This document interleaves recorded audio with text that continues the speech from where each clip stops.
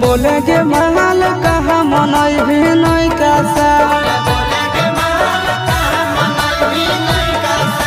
बोले गे महल कहा मनई भी नहीं कासा।